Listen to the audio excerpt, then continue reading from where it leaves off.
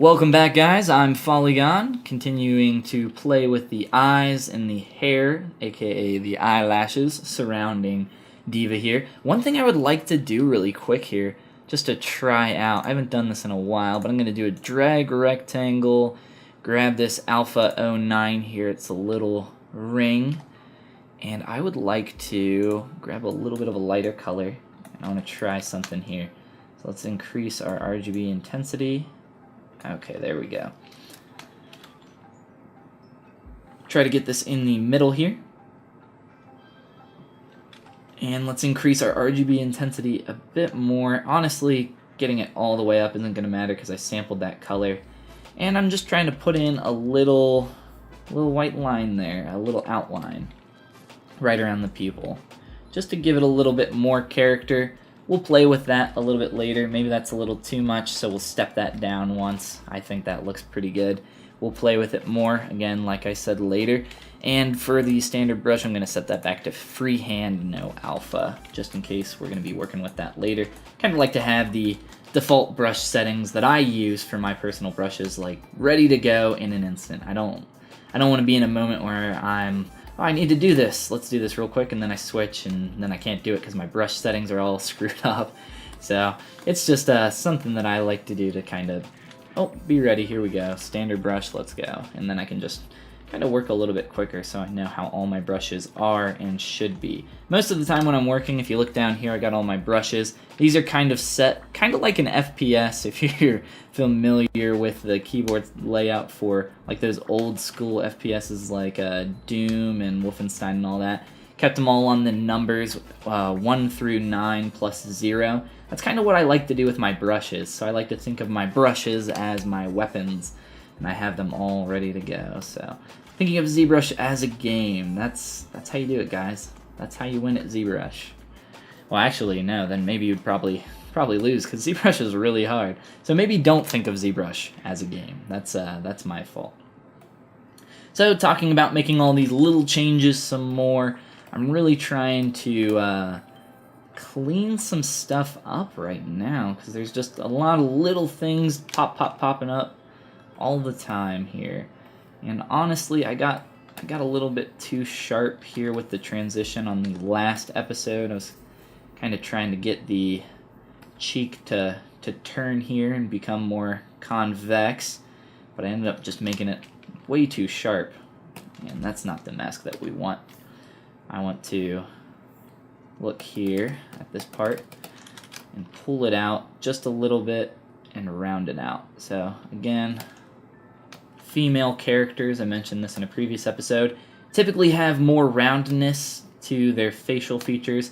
Like looking here, this is a pretty hard transition, hard crease. Maybe you want to take a trim brush to that, soften that transition, as well as up here. This is not super soft and not super hard. It's somewhere in between. So maybe we can keep that there for now, and as we add in more parts, we can mess with that. So let's look at how we can add some more of those I guess your actual eyelashes. This is kind of the base for the eyelash for my style of character that I'm creating here. And then the eyelashes can kind of come out from here. And that's right, you guessed it. We're going to use everybody's favorite brush, the Curve Tube Snap Brush. I use this thing for so many different functions that it's kind of ridiculous. I do that for all my brushes, really, but we're just going to go ahead and change our size modifier here for our curve brush. So when I apply this to my mesh, it'll go from larger to smaller. And, ooh, you know what? That's not a bad idea. While we're here, every good diva needs a mustache. That's true. That's a fact. We've known this, you know this, I know this, but, you know, for some reason I forgot. I just forgot that D.Va has a mustache, guys. We'll throw that back in there, though, really quick, and we'll let that linger for a little bit longer, just so, you know, we can really get in the mood for creating our beautiful D.Va character here. So let's go ahead and curve a little piece out. Can have some trouble with this brush. It likes to... It is the Curve Tube Snap brush, so it does like to snap to the mesh. So what I did there was I turned on my solo mode in a hopeful attempt to not get it to stick to my mesh. As you can see there, how it's kind of snapping to the mesh. You can also turn that off here, but it was just kind of easier for me to hit the G key really quick, shortcut for that, or down here to activate solo mode. So if you can't see the mesh, obviously it's not gonna try to snap to that. And if it did, that would be pretty annoying, and then we would turn off the snap function over there. Skin shade, black, fill object. Now you don't have to, and we do want mRGB. What I was gonna say there was you don't have to use the skin shade material. Oh, this is just beautiful. This is artwork right here, guys. You don't have to use this skin shade material. This is just kind of a nice little material for I don't know, skin. It's not really skin. Let's see if we can find skin's a little tough to get in terms of color, and D.VA's a bit more on the pale side. So we'll just look at this separated here, and we'll add more variations of color and break it up later. But Skin Shade 4 is just a pretty overall good material for a lot of different things. I'll use it on the hair of D.VA most likely here, and I'll also use it on the face and the body, or at least what skin is visible. I'll also possibly combine it with the Zebra viewport skin material, which I think we might have looked at in a previous episode, or maybe not in this series, in another one. But we will also, I've been playing around with this one a little bit more lately, and I do like it a lot. So we'll play with all those when the time comes. But for now, not adding color quite yet to the face. I do like to add color early on though, so maybe we'll do that before we start playing with the hair. I make so many promises of working on this hair, I don't think we'll ever actually get to it. But we will, all in good time. Look, we got hair right here. Well, maybe not hair exactly, but a hair. So, curving this up, we can use our transpose tool or even the new 3D gizmo tool to rotate that into place. But personally, I just like the transpose tool quite a bit. So I'm gonna use that for now. As I said with the eyes, less is kind of more in terms of color. Well, the same somewhat applies to my style for creating these eyelashes. So less is going to be more for me here. I'm going to only want maybe 3 or 4 eyelashes, and I can just use the control key to kind of pull these out.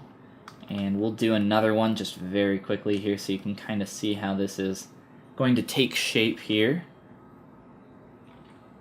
We can zoom out to see what that's going to look like, and even start adjusting these from the side. Again, turning off that black color can be pretty useful when you're working on stuff like this. Just gets kind of hard to see after looking at it for so long. Let's adjust it, put it into place. I'm just using a combination of rotate and move. Transpose tool is just very quick at being able to do a lot of these things. And I feel like new people aren't gonna learn the transpose tool at all, and there's just so many awesome, quick, cool things that you can do with it that it's a super powerful tool if you are just kind of getting started in ZBrush and you're new to ZBrush, and ZBrush 4R8, the newest release that we just saw, is your current and only version that you've known, I guess. Well, then I would recommend that you kind of play around with the transpose tool, this little line thing here. How you get that is you just, when you're using W, E, or R, move, scale, rotate, just hit that gizmo tool and you'll get the transpose line. If you have not seen my How to ZBrush video series, it's a good place for you to start. And from there I do cover the transpose tool. I have not covered the 3D gizmo tool yet, and I might. It's kind of pretty self-explanatory in my opinion. I mean, I'm sure that's not true for every single person, but anybody who's ever used a 3D modeling package should understand the basic functions of the gizmo tool right away. At least I would hope, but If not, and if there's enough need, maybe we'll cover that in a future episode as well. So let's move this last eyelash into place and kind of start to, or actually let's average, whoops, don't forget to mask. Can't see your mask when your poly paint's black. Another reason why working with poly paint, black poly paint on is a bad idea. But we'll move this last one into place here and then maybe start to put in some lower lashes. I'll look at the references. I honestly prefer, like I said, less is more, and gosh dang it, I cannot tell if anything's masked. So less is more. I personally prefer not to put in those lower lashes. I prefer just kind of having it blank down there, just like this line. And obviously this line could be a lot better, a lot more cleaned up as well. We'll try to fix things, guys. I'm sorry I'm so bad. We'll get to it. We'll get to it all. Let's hide this lash. Just working on general changes here. If I can get this lid actually hugging the eyeball a little bit better without screwing up this clean form we got going on here. I didn't make this interaction very good. And by interaction, I just mean the eye and how the skin would actually be wrapping around the eyeball here. So not a great job on my part, but we'll try to correct it. This is why folders are nice, because I just lost this piece. I should probably organize these a little bit better, because I tried to organize them real quick here, but to my dismay, everything gets unorganized after about every part I add in here. I just throw it in really quick, I'm in such a hurry, and then, oh, messed it up. So we'll organize some stuff, try to get these interactions looking a bit better. I would like this to be more on the thin side, preferably. Careful with that smooth brush, it is very powerful. Can, especially if you're working with your lowest subdivision like I am, can really destroy your shape very quick. So I'm just very lightly using that to kind of adjust that part there. Let's look back at these. I'm going to turn on poly paint just to zoom out, and I think these are much too large right now. What I would like to do is re-angle this lash, shrink this one, and shrink this one even more. And we'll play with that and some more stuff in the next episode, so I'll see you guys over there.